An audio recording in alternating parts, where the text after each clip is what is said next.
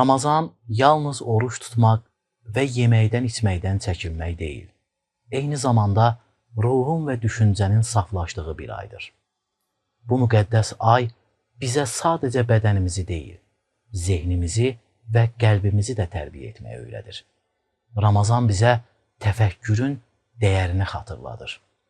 Biz öz əməllərimiz, həyatımız və Yaradanla olan bağımız üzərində düşünməyə daha çox vaxt ayırırıq. Quran-ı Kərimdə Allah-u Teala belə buyurur. Onlar ayaq üstə oturduqları və yan üstə yatdıqları halda Allahı yad edər, göylərin və yerin yaradılması barədə düşünərlər. Bu ayədə Allah insanı yalnız ibadət etməyə deyil, həm də dərin düşünməyə çağırır. Ramazan bu baxımdan təfəkkür ayıdır. İnsan öz nəfsini, arzularını, səhvlərini və doğrularını təhlil edərək həqiqi mənada bir mənəvi yolculuğa çıxır. Bəli, əziz izləyicilərimiz, bugün təfəkkür haqqında danışacağıq. Studiyamızın bugünkü qonağı çox dəyərli ilahiyyatçı Altay Rəhimovdur. Dəyərli qonağımızla mövzunu müzakirə etmədən öncə gözəl bir Quran-ı Kərim tilavəti dinləyək, ondan sonra davam edəcəyik.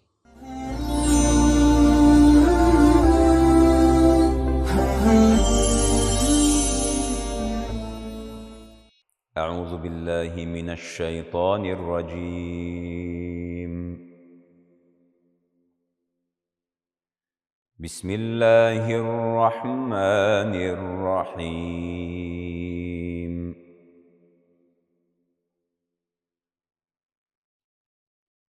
يا أيها الذين آمنوا لا تكونوا كالذين آذوا موسى فبرأه الله مما قالوا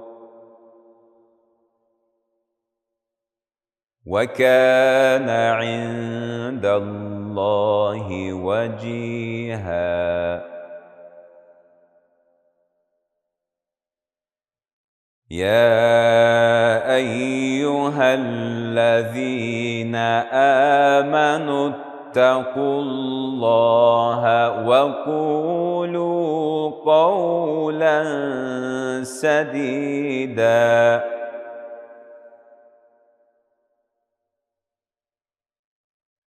يصلح لكم أعمالكم ويغفر لكم ذنوبكم ومن يطع الله ورسوله فقد فاز فوزا عظيما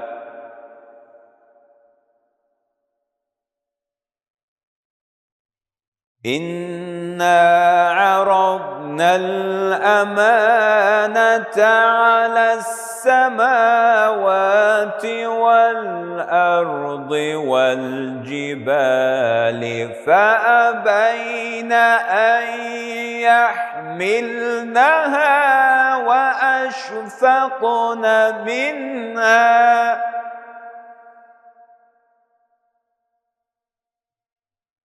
فأبين أن يحملنها وأشفقن منها وحملها الإنسان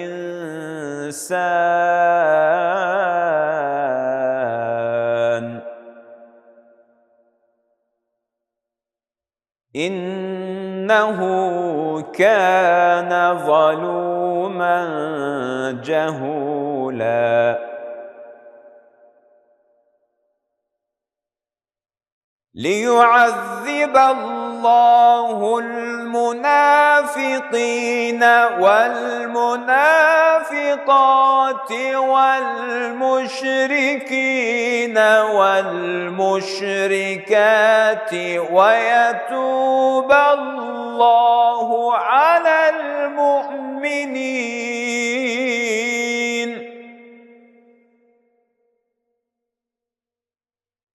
ويتوب الله على المؤمنين والمؤمنات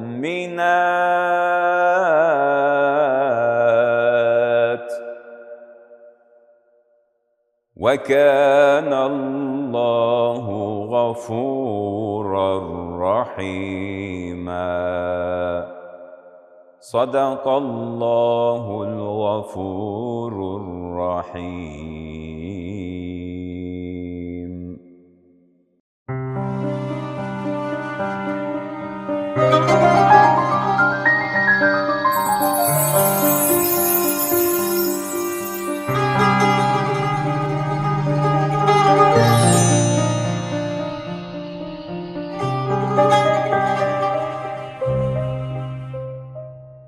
Bəli, əziz izləyicilərimiz, qeyd etdiyimiz kimi bugün biz təfəkkür haqqında danışırıq.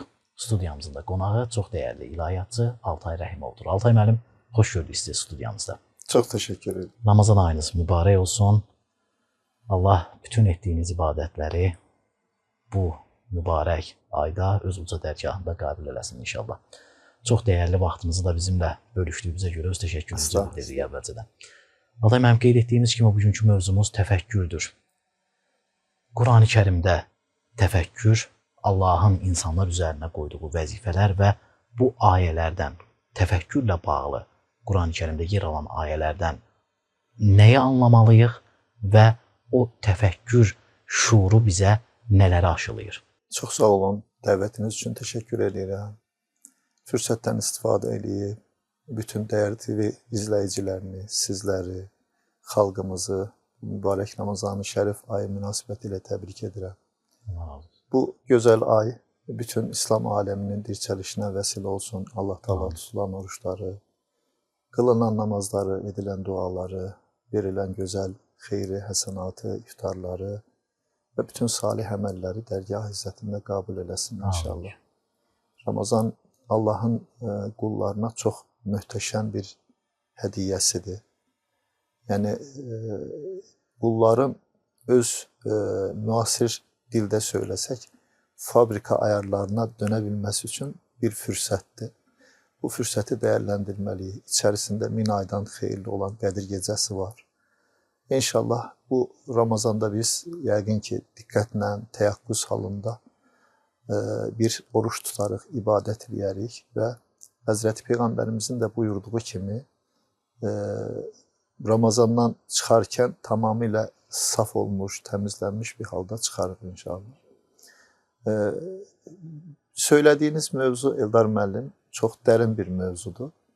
Təfəkkür mövzusu. Çünki Qurani Kərim əslində Rəbbimizin kitabıdır və bu kitab başdan ayağa elə təfəkkürdən ibarətdir. Yəni, üzərində düşünməyimiz lazım gələn, lazım olan mövzulardır hamısı. Yəni, Qurani Kərim Fatiha surəsindən Bismillahla başlayır, Elhamdülillahla başlayır və sonda da yenə Nas surəsində Allaha sığınmaqla bitir. Hər ayəsinə diqqət edəndə Qurani Kərim elə hər ayəni biz düşünməyimiz lazım. Allah elə başlayarkən Elhamdülillahi Rabbil Alemin deyə hər şeyin sahibi, xaliqi, yaradıcısı olduğu, aləmlərin sahibi olduğunu, şükrə layiq olduğunu, üstün olduğunu, izzətin, qüdrətin öz əlində olduğunu söyləyərək başlayır. Və bitirdikdə də, yəni Qurani Kərimin son ayələri də Allaha sığınmaqla, Allahdan yardım istəməklə bitmiş olur. Yəni Qurani Kərim dediyimiz kimi hər ayəsi üzərində, hər kəlməsi üzərində, hər surəsi üzərində dərin-dərin düşünməyimiz lazım gələn Allahın bizə bir hədiyyəsidir. Ona görə bunu bəndələr çox dəyərləndirməlidirlər, fikirləşməlidirlər, düşünməlidirlər. Allah yeri gələndə qullarını Qurani Kərimdə də ikaz eləyir. Yəni, düşünmürlərmi, fikirləşmirlərmi? Da onların ağılları, fikirləri var, amma düşünə bilməzlər. Gözləri var, görməzlər, qulaqları var, eşitməzlər belə. Bəzində bəzi qullarını tənqidi yöndən də Allah Taala yaxınlaşaraq bunları beyan eləyir. Allah Quran-ı Kərimdə zaten ilk Allah'ın bəndəsinə ilk vəhyi, Həzrət Peyğəmbərimiz sallallahu aleyhi ve sellemə ilk vəhyi bilirsiniz, İqra kəlməsidir. İqra kəlməsi də oxu, əmr formasındadır bu, oxu deməkdir. Amma işin dərinliyinə getdiyində həm oxu, həm də düşün. Yəni iş düşüncə ilə başlayır. Həzrət Peyğəmbərimiz sallallahu aleyhi ve sellem Peyğəmbərlik vəzifəsi ona verilməmişdən əvvəl Məkkə yaxınlığındakı Hira mağarasına gedər və uzun müddət orada düşünərdi, fikirləşərdi. Allahın yaratdıqları, Allahın qüdrəti, Allahın ucalığı, Allahın nimətləri bu sayədə dərin-dərin təfəkkür eləyərdi və o qəlbinin inşirah tapmasına bu təfəkkür vəsilə olardı. Qəlbinin genişlənməsinə, Allaha daha yaxınlaşmasına vəsilə olardı. Yəni Allah həmən ayət kəlmələrinin hamısında bizi təfəkkürə dəvət edir. Məsələn, Rahman surəsində Bismillahirrahmanirrahim. Er-Rahman alləməl Qur'an, xaləqəl insan, alləməhul bəyan. Rahman, yəni ən mərhəmətli olan, rəhimli olan Allah Qur'anı qullarına, bəndələrinə endirdi, insanı yaratdı və bəyanı öyrətdi, bilmədiklərini öyrətdi deməklə Allah Azimuşşan həmən hər şeydə bizə təfəkkür etməyimizi istəməkdədir. Yenə buyurulur ki, Quran-ı Kərimdə bu kitab ağıl sahibləri düşünsünlər deyə Allah tərəfindən onlara nazil edilmişdir. Adam, zaman belə bir yanlış düşüncə meydana gəlir ki, iman edən insan az düşünür. Çünki iman etmək düşüncəyə maneədir kimi. Bəzi fərqli görüşlər var, düşüncə tərzləri var. Ancaq qeyd etdiyiniz kimi Quran-ı Kərimdə Allah-u Teala davamlı olaraq öz bəndələrini təfəkkür etməyə, düşünməyə səsləyir və bu düşünmək, təfəkkür etmək hər bir müsəlmanın üzərinə düşən bir vacib əməl olaraq anlaya bilərik. Bu düşünmək, davamlı olaraq təfəkkür etmək bizim inancımızı necə gücləndirir və çox düşünmək, həqiqətən, yəni Allahın yaratdıqları üzərində düşünmək, təfəkkür etmək bizi Allaha daha çox yaxınlaşdırırmı, yoxsa bəzilərinin də qeyd etdiyi kimi çox düşünmək bizi inancımızdan, imanımızdan uzaqlaşdırırmı? Demək, Eldar müəllim, düşünmək insanın bir təfəkkür qabiliyyəti olan beyni var, bir də təxəssüs hiss edən bir orqanı, könlü var. Allah Teala beyni insana xalq aləmindən, yaradılış aləmindən verir. Amma könül, ürək yaradılış aləmindən deyil. İnsan bədənində, insanda iki şey, bir ruhu, bir də könlü, yəni bizim bilmədiyimiz bir aləmdən Allah Teala tərəfindən bizə verilir. Ayət kəlmədə də zaten ruhumdan üflədiyim zaman Allah Teala buyurur və könül də, qəlb də buna Quran-ı Kərimdə fuad da deyilir. Yəni bu sirləri bilinməyən bir şeydir. Allah Teala bizim qəlbimizə, ürəyimizin içərisinə bunu yerləşdirib və bununla da bizim düşünməyimizi, dərin fikirləşməyimizi Allah Azimuşşan istəməkdədir. Allah Teala Quran-ı Kərimdə insanlara düşünməyi də özü öyrədir. Yəni insan başlı başına özü istədiyi kimi düşünə bilməz. Yəni düşündükdə məsələn axirət əhvalını fikirləşdikdə insan öləcək, bədən çürüyəcək, torpaq olacaq, hər şey yox olacaq. Ondan sonra təkrar diriləcək. Allah Teala tərəfindən diriltiləcək. Təkrar gördüyümüz bu aləm yenidən yaradılacaq. Yəni bəzi şeyləri insan fikirləşəndə bəlkə də müəyyən şeylərin içərisində ağılla fikirləşərsə, məsələn, biz zaman məfhumunu Quran-ı Kərimdə zamanı Allah Teala çox belə önəmli, mühüm buyurur zaman haqqında. Hətta zamana and içir, vəl asr buyurur, gecəyə and olsun, gündüzə and olsun. Belə zamana and olsun deyə buyurur. Yəni insan gəlişi gözəl fikirləşə bilməz. İnsanın fikirləşməsi də Allahın istədiyi kimi olmalıdır. Və Allah Taala ayət kəlmələri biz müəyyən bir yerə qədər ağlımızla düşünə bilərik. Amma müəyyən yerlərə çatdıqdan sonra biz ayət kəlmələri artıq qəlbimizin ixtiyarına vermək, qəlbimizlə təfəkkür eləməliyik. Bu da nə olur? Həmin Allahın buyurduqlarına inanmaqla olur.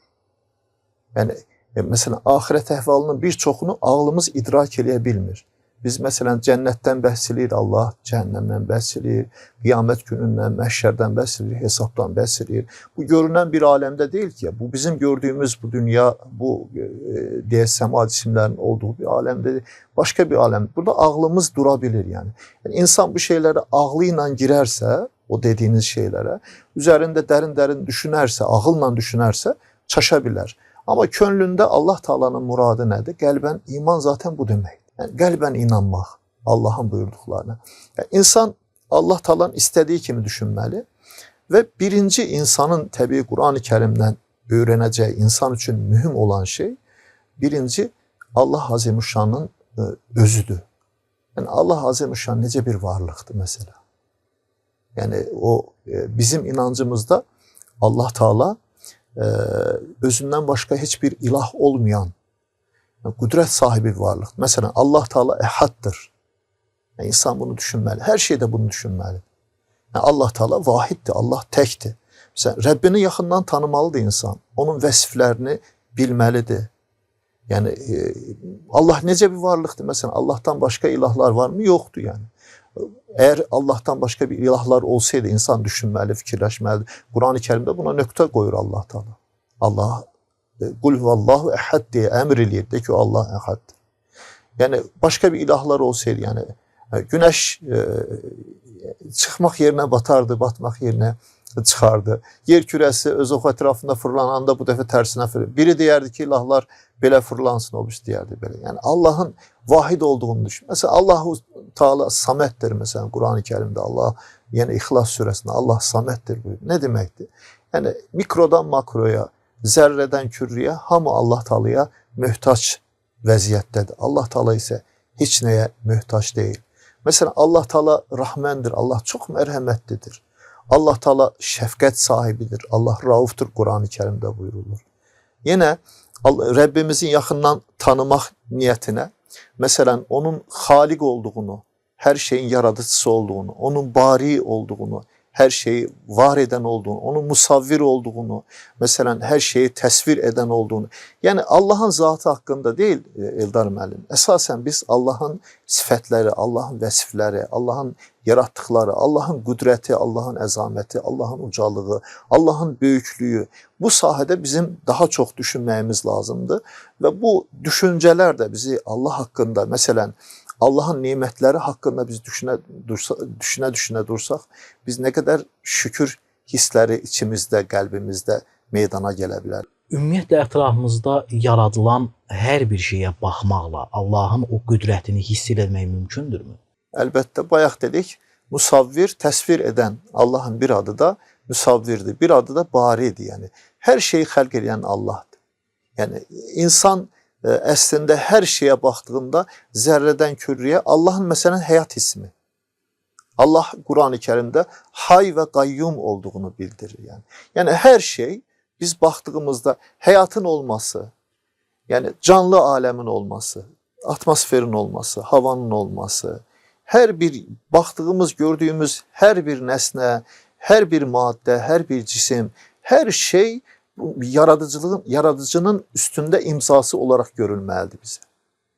Yəni Allah Azimüşşanın hər birinin üzərində insanlar əslində möcüzə axtarırlar. Bəzən Allahın möcüzələri, yəni insanlar bir möcüzə haqqında danışırlar ki, filan şey möcüzəlidir. Məsələn, bir ara dəb çıxmışdı, fındıq, nə bilim, göstərirdilər, üzərində ki, ərəb dilində yazılar var. Və ya bir Dağıstanda bir uşağın, nə bilim mən, ayağının üzərində ki, ərəb dilində nəsə yazılmır. Əslində, hər şey möcüzə deyilmi? Allah Taala'nın yaratdıqları, Allahın qüdrəti. Hər birini fikirləşsək əslində, fikirləşməklə də insan heç vaxt aza bilməz. O yanlış bir ifadədir. Kimsə deyər ki, Allah Taala'nın yaratdıqları şeylər üzərində insan düşünəndə başını çaşdı. Öyle bir şey yoxdur yəni. Yəni düşündükcə Allahın qüdrətinə olan deyək heyranlığı, heyrəti insanı daha da artmaqdadır. Adamım, belə bir söz var, deyir ki, insan özünə indiyi zaman, özünə baxdığı zaman, öz zərrəsinə, bu tibbi nöqteyi nəzərdən özünün bir dünya olduğunu görür.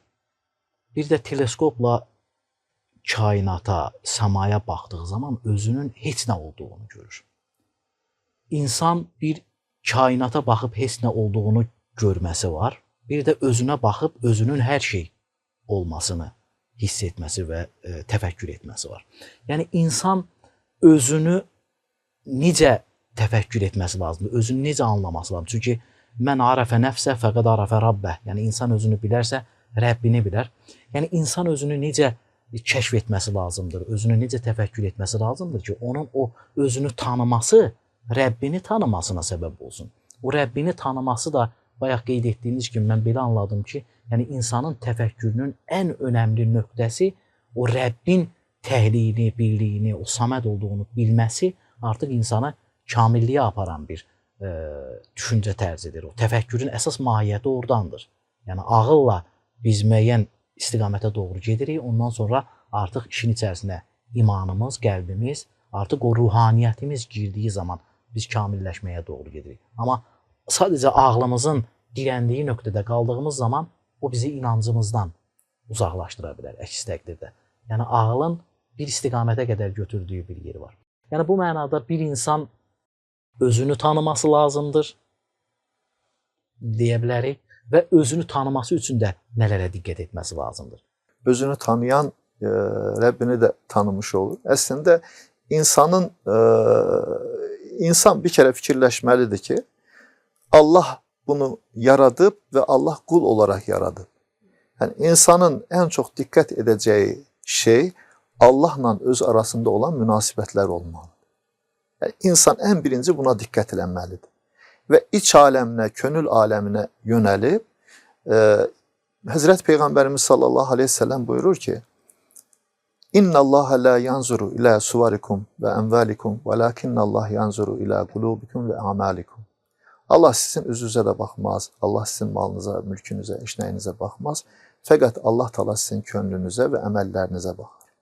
Yəni insan oğlu birinci diqqət edəcəyi şey könlü olmalıdır. Çünki Quran-ı Kərimdə apaçıq bir ibarə var ki, Bismillahirrahmanirrahim. يَوْمَ لَا يَنْفَعُ مَالٌ وَلَا بَنُونَ إِلَّا مَنْ أَتَى اللّٰهَ بِقَلْبٍ سَلِيمٍ. O gün nə mal fayda verməyəcək, nə oğul uşaq fayda verməyəcək. Yalnız səlim bir qəlb ilə gələnlər istisnadır, müstəsnadır buyurur Həzrət İbrahim əleyhissalamın dilində. Yəni وَمَا أُبَرُّ لِنَفْسِ إِنَّ النَّفْسَ لَأَمَّرَةٌ بِالسُّوءِ buyurur yenə ayət kəlmədə. Mən nəfsimə deyir, pay çıxara bilmərəm. Nəfis əlbəttə ki, mənfiliyi insana şeyləyər, əmr eləyər. Yəni insan nəfsini təzkiyə və qəlbini təsfiyə üzərində daha çox dayanmalıdır, fikirləşməlidir. Yəni ayət kəlmədə Allah Azimuşşan buyurur ki, Bismillahirrahmanirrahim, Bəqara surəsi 151 olsun səhv eləmirəmsə, Kəmə ərsəlnə fikum rəsulən minkum yətlu aleykum ayatina ve yuzakkikum ve yuallimukumul kitaba vel hikmete ve yuallimukum ma lem tekunu ta'lemun. Sadakallahu lazım. Sizin içerinizden bir peygamber çıkarmış Allah Teala buyurur. Resulen minkum yetlu aleykum ayatina. O birinci vəzifəsi nədir? Yəni insan buradan başlamalıdır. Birinci vəzifəsi yetlu aleykum ayatina. Kitabımızı, ayetlərimizi sizə oxuyur. Həzrət Peyğəmbərimiz, yəni Allahı, şəriəti, dünyanı, ahirəti, insanı, imanı, ibadəti, itayəti, hər şeyi Həzrət Peyğəmbərimiz sallallahu əleyhi və səlləmin qəlbinə Allah Taala tərəfindən inzal olunur, nazil olunur və o insanları anladır. Yətlu aleykum ayatina və arxasınca ikinci önəmli şey gəlir Eldar müəllim və yüzəkkikum və sizi təzkiyə edir. Yüzəkkikum, təzkiyə edir. Təzkiyə nə deməkdir? Təmizlənmək demək. Demək, insanın nə etməlidir? İnsan bir təmizlik içərisindən keçməlidir. Böyük bir Allah dostu var. Ebul Hasan Xaraqani Həzrətləri təxminən 1000 il əvvəl bundan əvvəl yaşayıb. O deyir ki, Allah Taala sizi dünyaya təmiz gətirdi. Siz Allahın huzuruna kirli getməyin. Yəni insan bir təmizlik prosesindən keçməlidir. Qurani-Kərimdə Şəms surəsi var. Bu dediyiniz hikməti bizə anladır.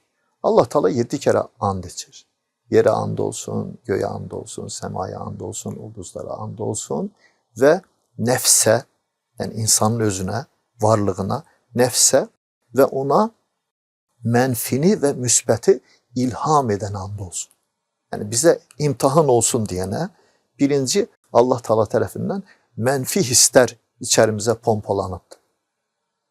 Fucuraha fəəlhəməha fucuraha və təqva. Əvvəlcə fucur, sonra isə təqvaha. Qad əfləha mən zəkkaha və qad xabə mən dəssaha. Kim ki nəfsini təmizləyə bildi, təzkiyə edə bildi, o neynədi? Qurtuluşa çal. Kim də nəfsini xəbis buraxdısa, mən dəssaha, o ziyana uğradı deməkdir. Yəni, dolayısıyla insan bir təmizlik prosesindən dünyadaykən bir qəlb, nəfis təzkiyədən keçməlidir. Qurani-Kərimdə Allah Teala nəfsin mərhələlərindən bəhs edir. Məsələn, pisliyi əmr eləyən nəfs, bayaq dediyim Yusuf Aleyhisselamın dilindən tökülən nəfs-i əmmarə, nəfs-i ləvvamə, biraz pis, biraz yaxşı hərəkət edən, nəfs-i mülhimə, Allaha tərəf yönələn, nəfs-i mutmainnə, nəfs-i raziyyə və nəfs-i mərziyyə. Yəni, Allah Teala Qurani-Kərimdə yenə Fəcr surəsində Yə eyyətuhan nəfsul mutmainnə irci'i ilə rabbiki radiyətən mərdiyyə fədxuli fi ibadi vədxuli cənnəti. Ey itminana çatmış, Allahın istədiyi səviyyə gəlmiş, təmizlənmiş, Allahı sevən, bütün ilahi həqiqətləri qəlbində idrak eləyən və Allaha qul olmağı özünə şüar eləyən bəndəm neynə? Allah səndən razı, sən də Allahdan razı, salih bəndələrin arasına qatıl və cənnətimə əbədiyyən qalmaq üzrə gir deyə Allah Azimüşşan buyurur. Eldar müəllim, sahabələrdən bir neçəsi bir gün Həzrəti Ayşə anamızın yanına gəlir və ona söyləyir ki, Həzrəti Peyğəmbərimiz sallallahu aleyhi ve sellemin çox belə heyrət verici, fövqəladə hallarından birisini bizə anladın deyə ondan xahiş eləyirlər. Ayşə anamız da gəlin anladın deyir. Zaten övladlarıdır sahabələr, hamımızın anamızdır. Və anlatmaya başlayır. Bir gün Həzrəti Peyğəmbərimiz sallallahu aleyhi ve sellem mənim yanıma gəldi. Dedi ki, ey Ayşə, bu gecə izin ver, mən gecəni səhərə qədər Rəbbimə ibadət edəcəm dedi. Və getdi gözəl bir dəstəmaz aldı, tokkasını bağladı və namaz qılmağa başladı. Uzun namaz qıldı. Və namaz qıldığı əsnada da, sırada da durmadan göz yaşı tökürdü. Allaha təfəkkür eləyirdi. Allaha yaxınlığın, deyək ki, hissləri, duyğuları Həzrəti Peyğəmbərimiz sallallahu aleyhi ve sellemdə zirvə idi, yəni. Durmadan ağlayırdı. Elə bir şəkildə ağlayırdı ki, oxuduqca ayətləri, oxuduqca rükûsunda, səcdəsində, ayaqda duranda zaten yaxası hamısı göz yaşı ilə islanmışdı. Səcdə etdiyi yer hamısı göz yaşı ilə islanmışdı və səhərə qədər Həzrəti Peyğəmbərimiz saatlarla Ayşə anamız orada anladır ki, durmadan ibadət edir və göz yaşı tökür. Və bilirsiniz, səhərləri Həzrəti Bilal radiyallahu anh gəlib Həzrəti Peyğəmbərimizi sallallahu aleyhi ve selləmi sabah namazlarına, təheccüd namazlarına çağırardı. Peyğəmbərimiz sallallahu aleyhi ve sellem gecənin bir qismində, son qismində çox vaxtı durub təheccüd namazı qılar. Ondan sonra biraz istirahət edir. Yenə Bilal radiyallahu anh çağırması ilə sabah namazına qalxardı. Və Bilal radiyallahu anh gəlib çağırır. Həzrət Peyğəmbərimiz sallallahu aleyhi ve sellem onun qarşısına çıxır. Baxır ki, Peyğəmbərimiz sallallahu aleyhi ve sellemin rəngi, ruhu çox saralıb solub. Fikirləşin ki, saatlarla ağlayan bir insanı fikirləşin. Və ya Resulallah deyir, sizə ağladan nədir deyir. Allah deyir, Qurani-Kərim Fətih surəsində deyir, sizin gəlmiş, keçmiş bütün günahlarınızı bağışlayacağını sizə vəd eləyir deyir. Sizi ağladan nədir deyə soruşur. Həzrət Peyğəmbərimiz sallallahu aleyhi ve sellem çox möhtəşəm bir cavab verir. Ey Bilal deyir, Rəbbinə şükür edən bir qul olmayın mı deyir. Bu gecə mənə elə bir ayət kəlmələr gəldi ki deyir, o ayət kəlmələri oxuyub düşünməyənlərə yazıqlar olsun və Ali İmran surəsi 190, 191, 192-ci ayət kəlmələr. Estağfirullah, Bismillahirrahmanirrahim. İnne fi halqis semavati vel ardi ve ihtilafil leyli ven nahari la ayatin li ulil albab ellezine yazkurunallaha qiyamen ve qu'udan ve ala cunubihim ve yetefekkerun fi halqis semavati vel ard. Rabbena ma halakte haza badila subhaneke fekina azabennar. yerin göyün yaranmasında, gecəni gündüzü bir-birini əvəz etməsində, dağların, dənizlərin, hər şeyin yaranmasında ağıl sahibi insanlar üçün böyük ibrətlər vardır. Onlar ayaqdaykən, oturarkən, yan üstə yatarkən hər zaman o bayaqda söylədiyiniz kimi Allah anarlar, Allah'a zikr edərlər və nə deyərlər? Onların duaları budur ki, Allah'ım bizi cəhənnəm əzabından mühafizə elə deyə Rəblərinə dua eləyərlər. Bir xırda bir misalı verərək bu mövzunu bitirmək istəyirəm Eldar müəllim.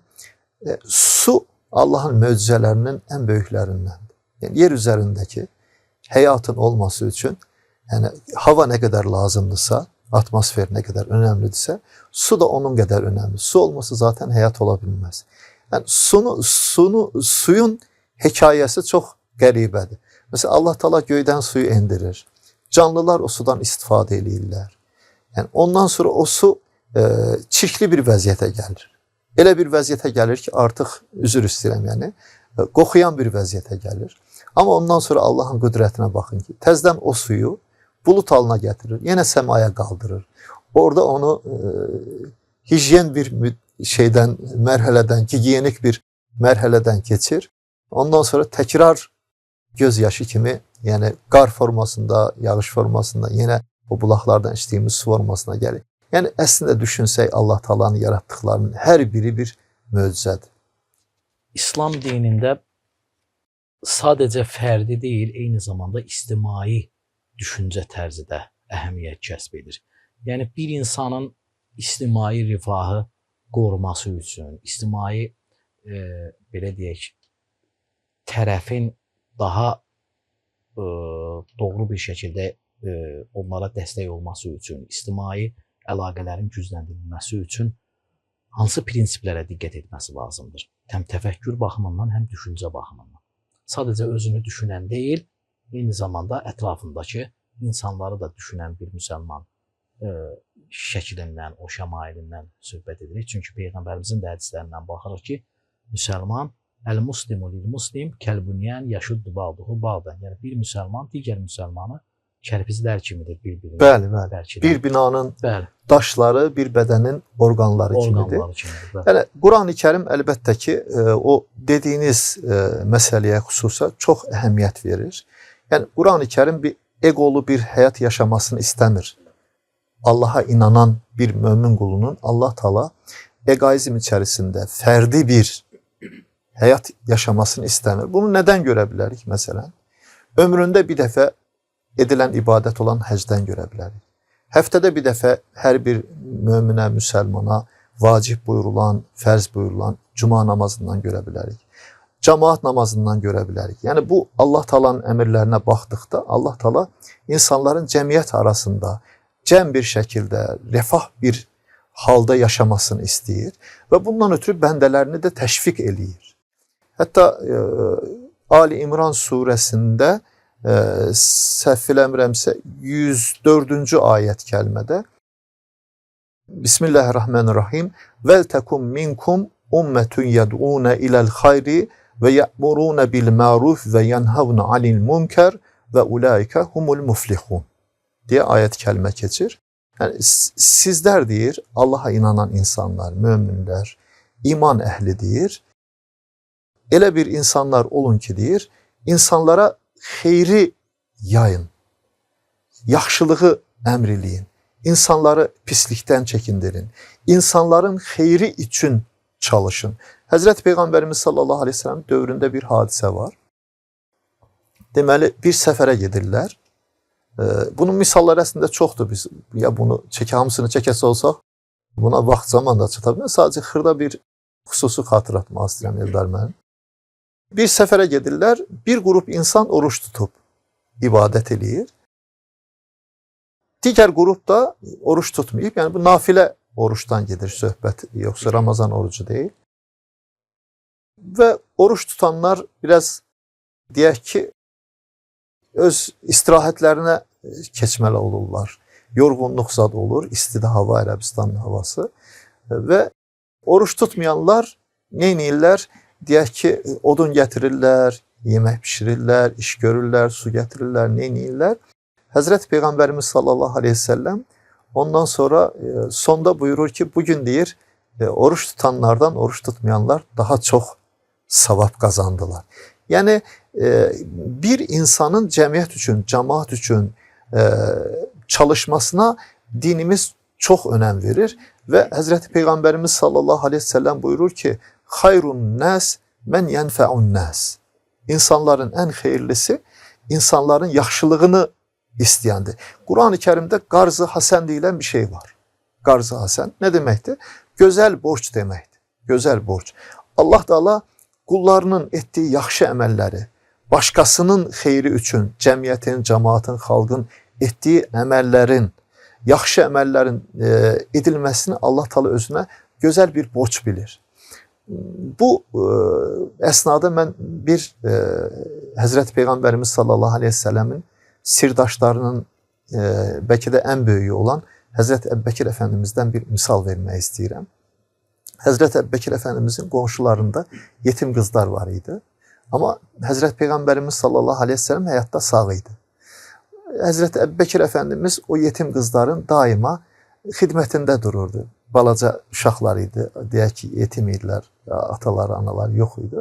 Onların hətta qoyunlarını sağırdı, hizmetlerinde dururdu ve Hazreti Peygamberimiz sallallahu aleyhi ve sellem vefat ediyenden sonra Ebubekir radıyallahu anh halife olur ve kızlar öz aralarında deyirlər ki, uşaqlar deyirlər ki, Ebubekir de artık halife oldu.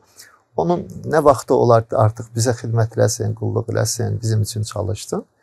Ebubekir radıyallahu anh halife olmasına rağmen sabahları səhər tezden durup gedib onların hizmetlerinde durar, onların qoyunlarını sağar, onların lazım olan işleri görer. Ondan sonra öz işine giderdi. Hatta Hazreti Ömer radıyallahu anh'ın bir anlattığı bir hatiresi var deyir. Mekke'de deyir bakımsız bir adam, Medine'de bir bakımsız bir adam var idi. Xəstə, yatalaq xəstəsiydi deyir. Ben ara sıra ona yoluxmağa giderdim deyir. Ve giderken deyir hizmetinde durmaq istəyirəm. Ama her gittiğimde görərdim ki kimse onun hizmetini görübdü, yani onun ihtiyaçlarını görübdü. Bir gün deyir dedim ki səhər tezden gideceğim. Səhər çok tezden gittim deyir. Qaranlıqda deyir. Qapısını açıp eve girəndə deyir birisiyle üz-üzə gəldim deyir. O çıxırdı, ben eve girirdim deyir. Görsəm bu kimdir deyir. Vallahi deyir bu Xalife Ebubekir idi radıyallahu anh. Yani Hazreti Peygamberimiz sallallahu aleyhi ve sellem hayatına baktıkta zaten özü için, nefsi için bir hayat yaşamak yok. Yani insanlar için, insanlık için, insanların hidayeti için ne kadar geceleri Allah'a yalvarıp dua eləyib Hazreti Peygamberimiz sallallahu aleyhi ve sellem. Hatta mesela bir seher vaktinde, sabah namazı vaktinde güzel bilirsiniz. Bir sahabeden soruşur, sahabeler yanındadılar, soruşur ki bugün kim oruç tutdu? Bugün kim bir xəstə ziyaret eləyib? Bugün kim bir cenaze şeyine gidip diye hamısında mesela deyək ki Ömer radıyallahu anh deyək ki o ben bir gün oruçlu dönəm diyor. Bugün kimde bir yemek yedizdirip bugün sabah tezden olur mu böyle bir şey? Xəstə ziyareti Ebubekir radıyallahu anh hamısında ya Resulallah ben oruca niyet eləmiştim diyor. Oğlum Abdurrahman'ın elinde bir kesim çörek vardı. Onu bir acı insan vardı. Səhər tezden ona verdim diye. Hatta Abdurrahman bin Af radıyallahu anh xəstə olduğunu eşittim. Mescidə gələrkən onun evinin yanına geçəndə səslədim. Onun hal əhval tuttum. Yani mümin, Müslüman insan tabi ego içerisinde yaşayan adam değil. Yani. Öz için yaşayan insan değil. Cemiyet için, cemaat için, halk için, millet için, hatta insanlık için yaşayan ve daima insanlığın hidayeti için dua edən insandır. Çox təşəkkür edirik Altay müəllim. Çox önəmli xüsuslara toxundunuz. Xüsusilə də öncə də qeyd etdiyiniz kimi Ramazan ayı mövsümündəyik, Ramazan ayının içərisindəyik. Ramazan ayı həm təfəkkür etməyi, həm düşünməyi bir fürsət olaraq qəbul edəcəyimiz bir aydır. Bunun içərisində həm sahurlarımız, həm iftarlarımız, o bayaq qeyd etdiyiniz o ictimai şuuru formalaşdıran tərəfləri də çoxdur Ramazan ayının. İnşallah Allah hər birimizə nəsib etsin, qismət etsin. O təfəkkürü, o düşüncəni, sağlam təfəkkürü, sağlam düşüncəni bu Ramazan ayı ərəfəsində, içində onu doğru bir şəkildə qəbul edək, həyatımızın hər səhifəsinə onu yaya bilək inşallah.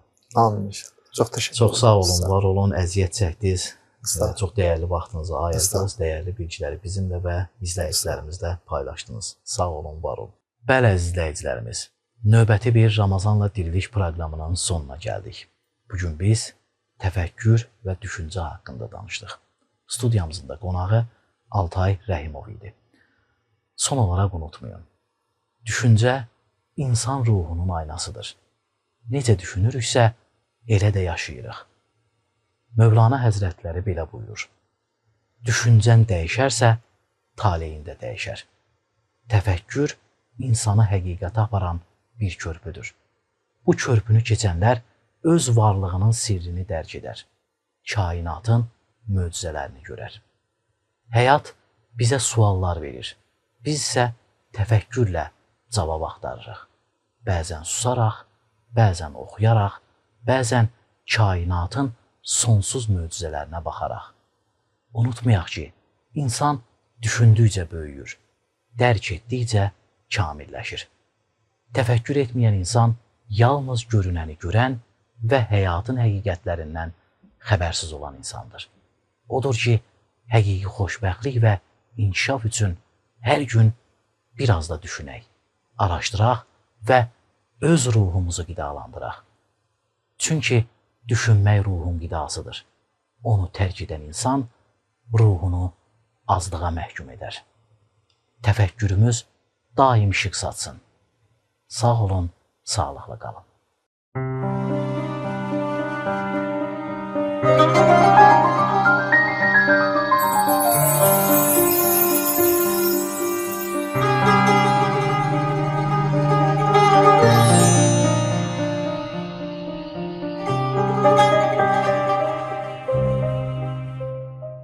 Allahu Ekber, Allahu Ekber.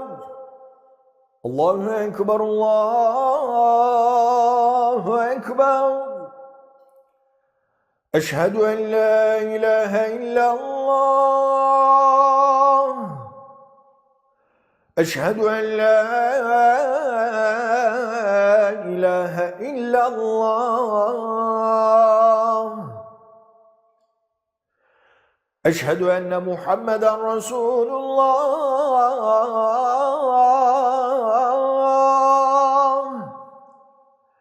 Eşhedü enne Muhammeden Resulullah.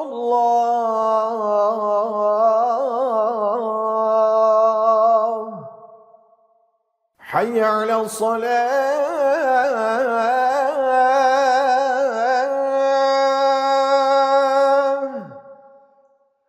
حي على الصلاة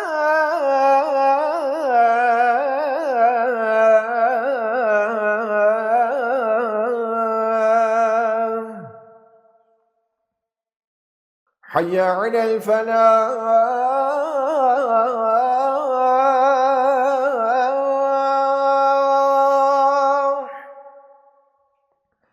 حي على الفلاح.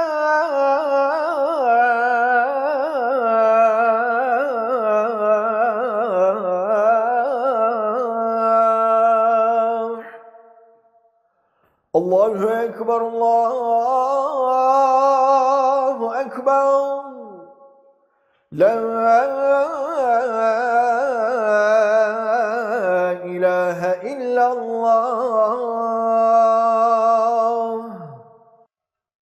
اللهم رب هذه الدعوة التامة والصلاة القائمة آت محمدا الوسيلة والفضيلة والدرجة الرفيعة العالية وابعثه مقاما محمودا الذي وعدته إنك لا تخلف الميعاد برحمتك يا أرحم الراحمين.